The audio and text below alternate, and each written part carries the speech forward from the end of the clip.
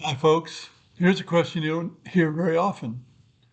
Should the players know the role-playing game rules, aside from the basic things? Well, in most cases, of course, many players end up reading the rules, and so they know them quite well, and sometimes they know them better than the GM. The GM has to know the rules, of course, or you don't have much of a game. But I know of at least one case where the GM, in this case my brother, told the players not to read any of the rules for D&D other than the player's handbook. So they had the rules that they needed to play, but they didn't know about what magic items might be available, and they didn't know much about the monsters to start with, and so forth. Why would you do that? Well, it certainly adds to the mystery of the game, and when you come down to it, the essence of role-playing games might be uncertainty and mystery.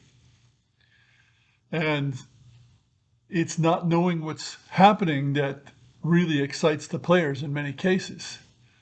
So by preventing them from knowing all those GM rules, you might call them, all that information about the opposition, you can make the game more interesting and more enjoyable to the players.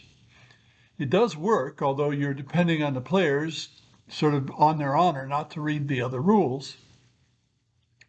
But he played this way for many years. Of course, the drawback here was he was the only GM, so he didn't get to play. And that is a big, big, big drawback for most people.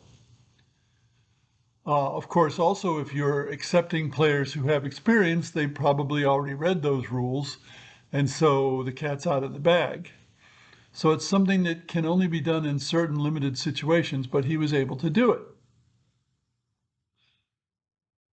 Now, that might make the game a little more difficult to adjudicate, but you could say that the story aspects of the game will benefit a lot because there will be so much more mystery. It's something to think about, even though it's very difficult to implement because of the limitations that I mentioned. Thanks for listening.